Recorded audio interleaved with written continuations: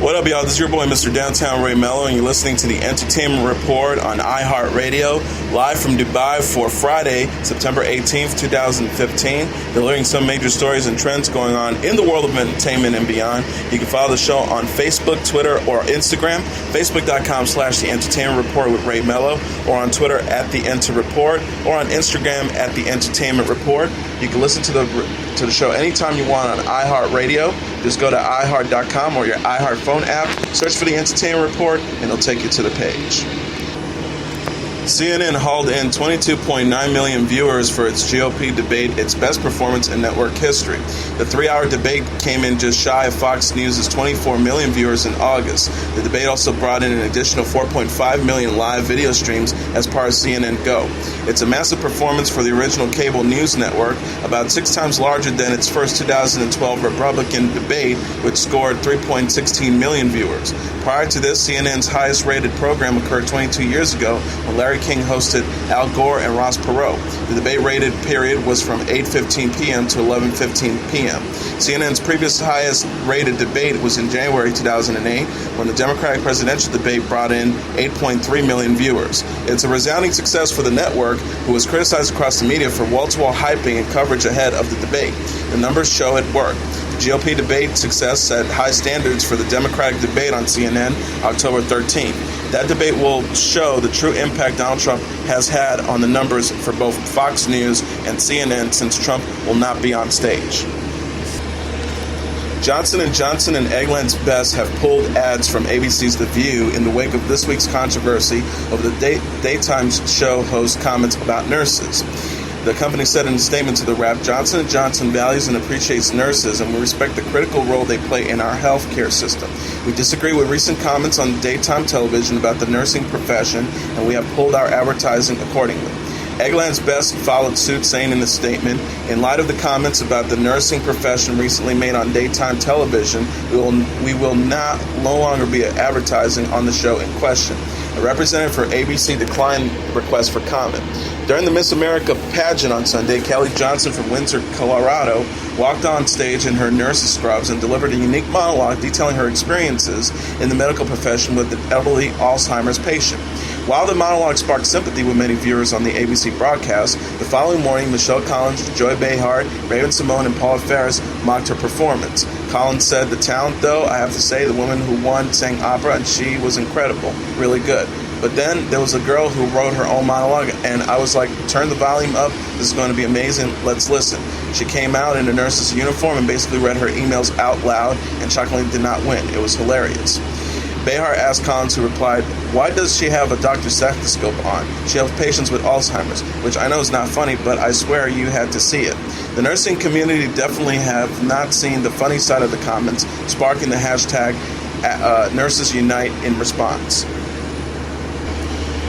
Comedian Amy Poehler is teaming up with the Mindy Project executive producer Charlie Grandy on a new NBC pilot, The Wrap has learned. The pilot, titled Dumb Prince, is a half-hour comedy about a prince who rules through his family into chaos.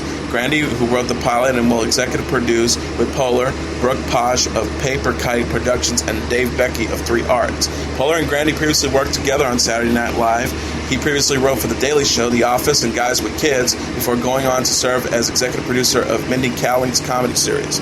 NBC previously ordered a comedy pilot for 30 Rock collaborators Tina Fey, Robert Carlock, and Tracy Wigfield. It also gave a 13-episode series order to a comedy from Park and Rec's Mike Schur.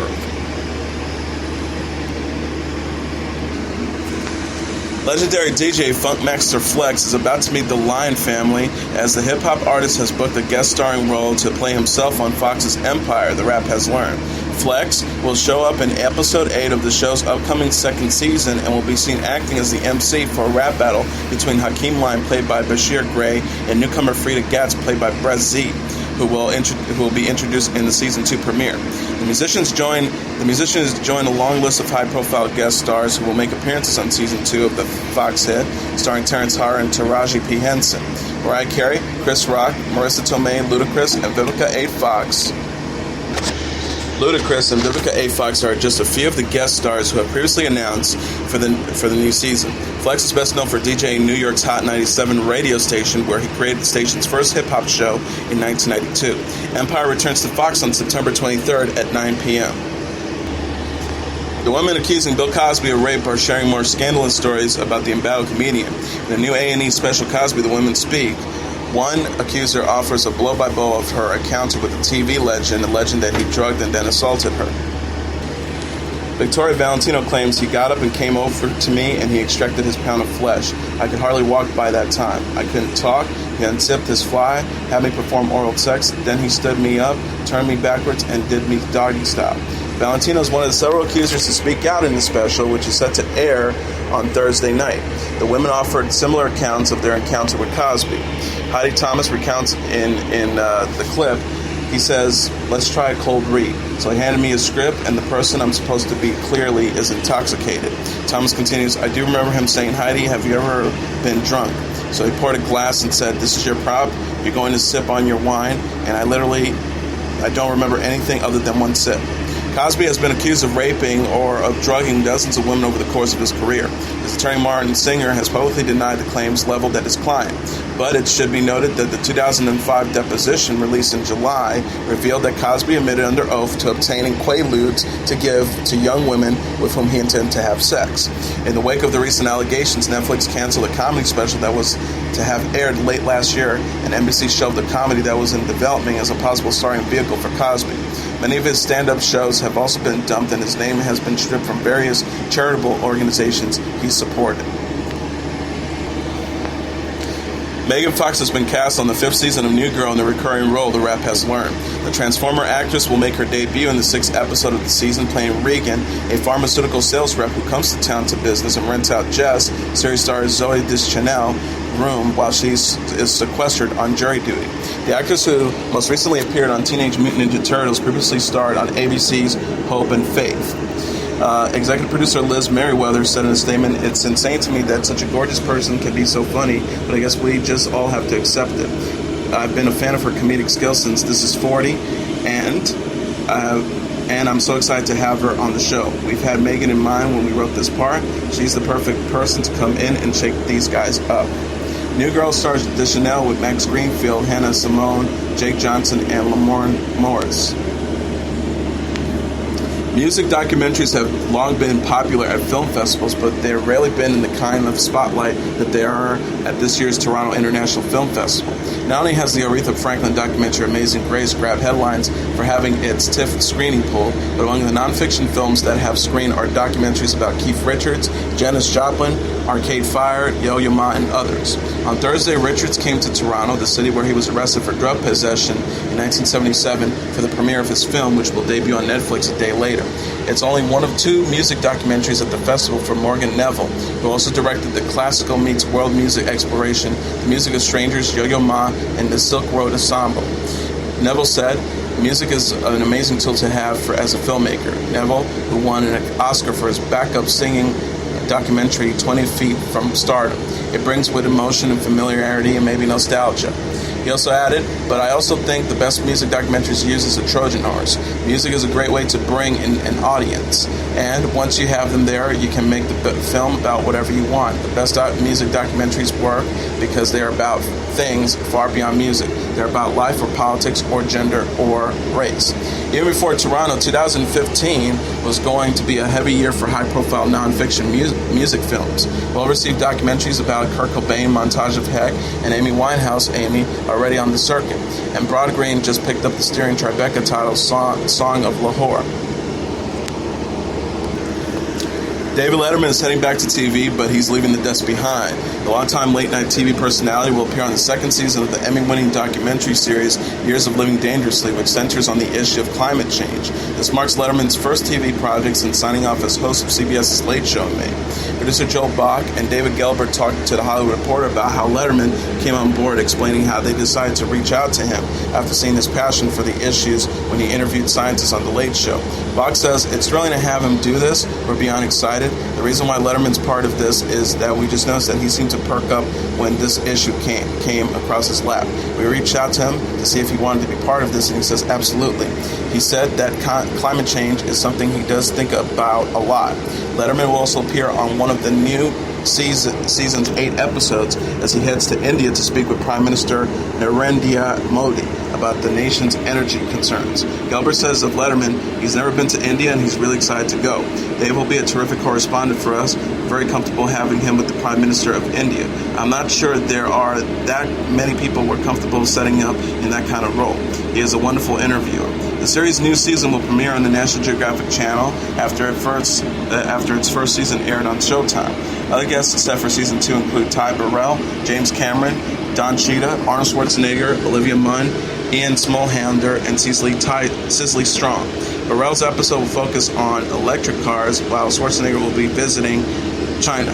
Jack Black will also appear this season, and his episode came after Jerry Weintraub, who was an executive producer of the series and was close with Black, died in July. Action star Jason Statham is coming to television. The Transporter actor is set to star in action thriller Viva la Madness for Gaumont International Television, the company announced Thursday. The network is not yet attached. The drama series is based on the book of the same name by J.J. Connolly and is the next installment to the author's novel Layer Cake, which was adapted for the big screen starring Daniel Craig in 2004. Strahan and Stephen Chaseman, who own the rights to the project, will executive produce alongside Connolly, who is set to pen the series. Gaumont International TV CEO Kate O'Connell-Marsh said, Viva la Madness, with its riveting characters and twisting storylines, is a volatile cocktail of action and comedy that only J.J. Connolly can create.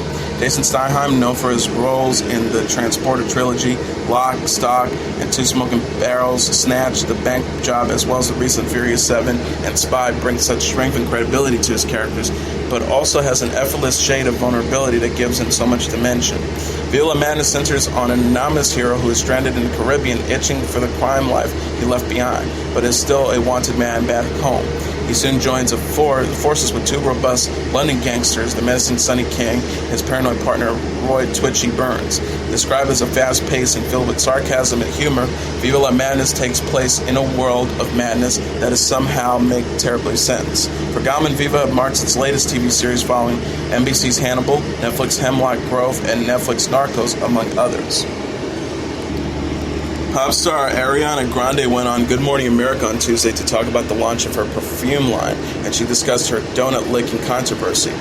Grande said, first of all, my apologies were very offensive, and I apologize. There's no excuse, but there's nothing to justify it. In July, Grande was captured on a security camera licking donuts and saying she hated America.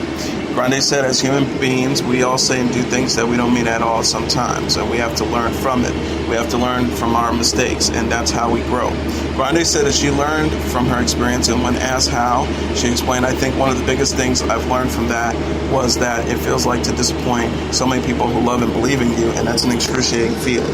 The singer added that people have to really think about what they do or say because it's important.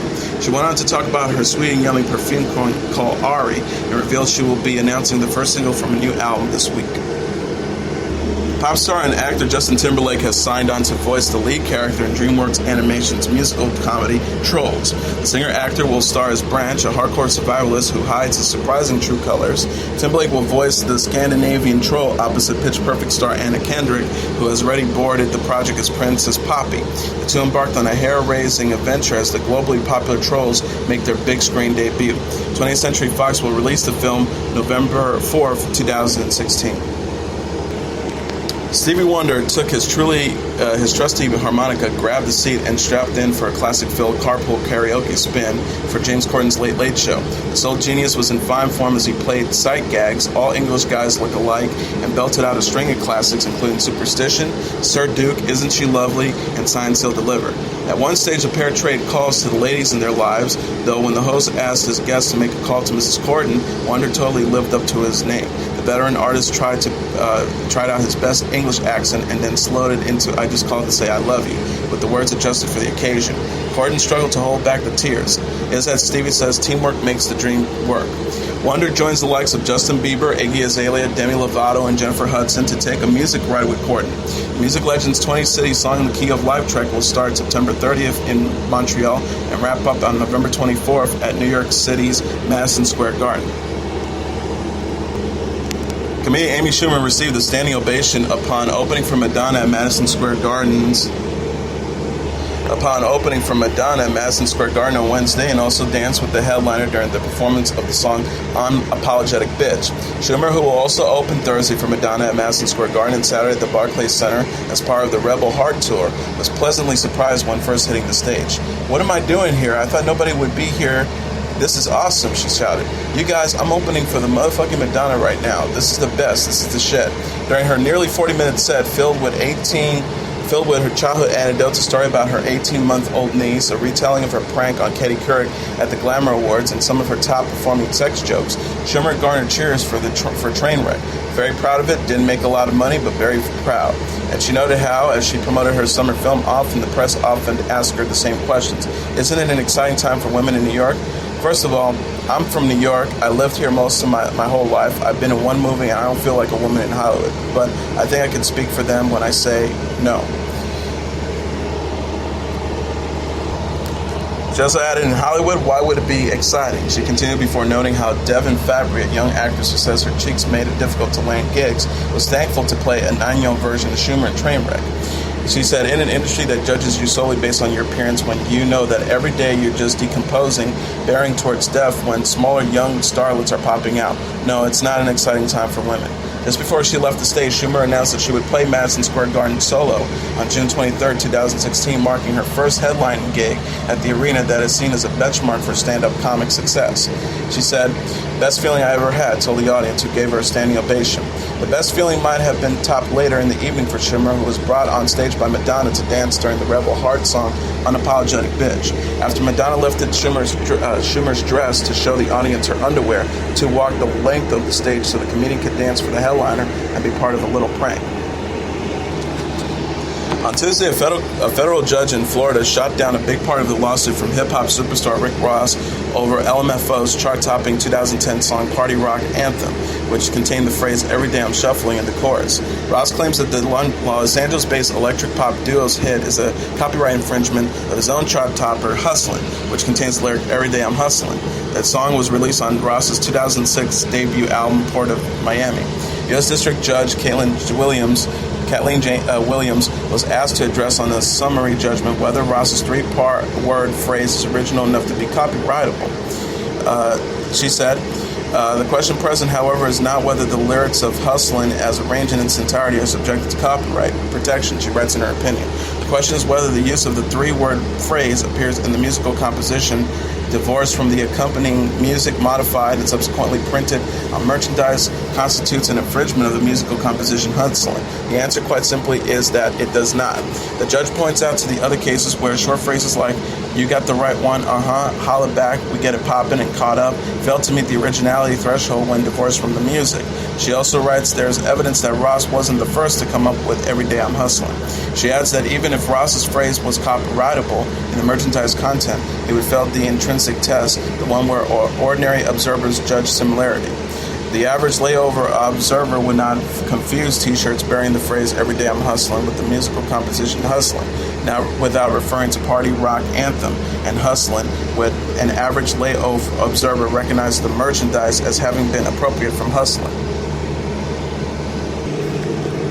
Pretender singer Chrissie Hynde has clarified some of the controversial rape comments she made while promoting her new memoir, Reckless: My Life as a Pretender.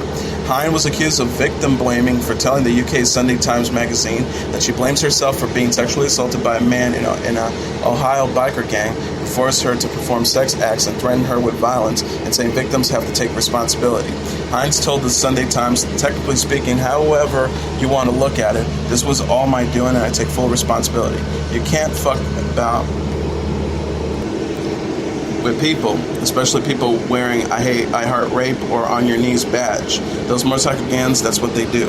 She continued, "You can't paint yourself in a corner and then say, who brush is this? Or you have to take responsibility. I mean, I was naive." She went on to tell the Sunday Times the Sunday Times that if she was walking around in my underwear and I'm drunk before being sexually assaulted, she'd be at fault.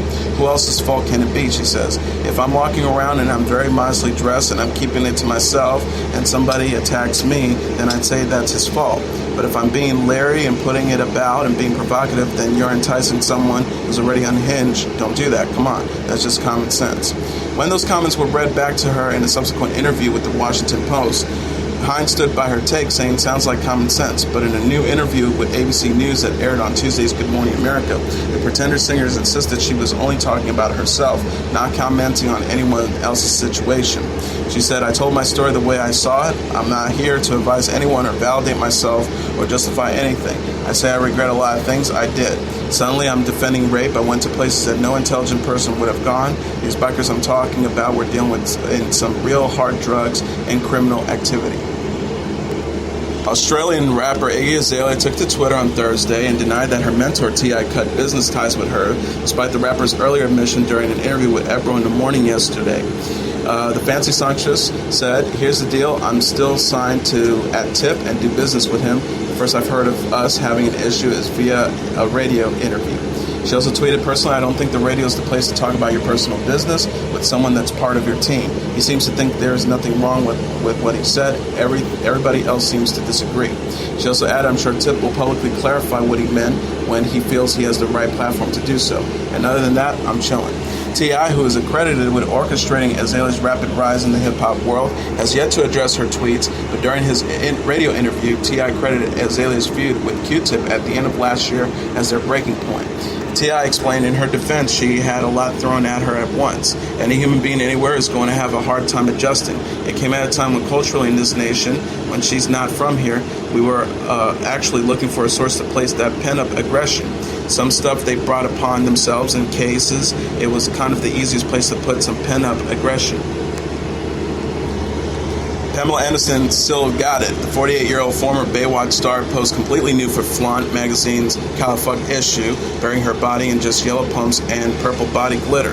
Anderson, who has posed nude a bevy of times, is most famous for covering her assets in a teeny red swimsuit on the iconic NBC series, which ran from 1989 to 2001. The actress left the show in 1997 in season 7.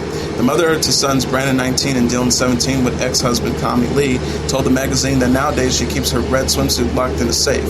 That's because in 2001 a homeless woman broke into her home and put on her iconic one-piece. Anderson explained that before the woman was discovered, she felt she was going crazy when items kept going missing inside her Malibu, California home.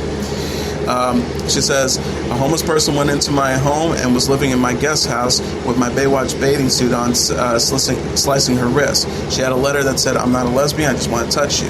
She got my bathing suit out of my room. I was there alone with 2 babies, and I remember seeing a face in the window. Isn't that the scariest thing you can think of? You walk up to a dark window and you're like, I called security who couldn't find her, and then she was in my house, Anderson recalled. Things kept going missing. Where's that loaf of bread? Where's my jean jacket? I'd be like, am I going crazy? She was there for 3 or 4 days. She explained of her treasured garment, it's in my safe. I got one stolen when that homeless woman put it on, and when the police officer arrested her, they asked me if I wanted it back. I said, no, you can keep it. And now let's look back at what happened on this date in entertainment history. On this date in 1970, rock icon Jimi Hendrix dies at the age of 27. As a guitarist, singer, and songwriter, although his mainstream career spanned only 4 years, Hendrix is widely regarded as one of the most influential electric guitarists in the history of popular music and one of the most celebrated musicians of the 20th century. The Rock and Roll Hall of Fame described him as arguably the greatest instrumentalist in the history of rock music. Born in Seattle, Washington, Hendrix began playing guitar at the age of 15. In 1961, he was enlisted in the U.S. Army. He was granted an honorable discharge the following year. Soon after, he moved to Clarksville, Tennessee, and began playing gigs on the Chitlin circuit, earning a place in the Isley Brothers backing band, and later with Little Richard, with whom he continued to work through mid-1965. He then played with Curtis Knight and the Squires before moving to England in 1966 after being discovered by Linda Keefe, who in turn interested bassist Chas Chandler of the Animals in becoming his first manager.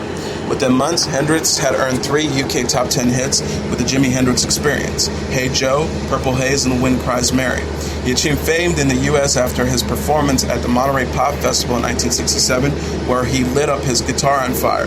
In 1968, his third and final studio album, Electric Ladyland, reached number one in the U.S. It was Hendrix's most commercially successful release and his first and only number one album.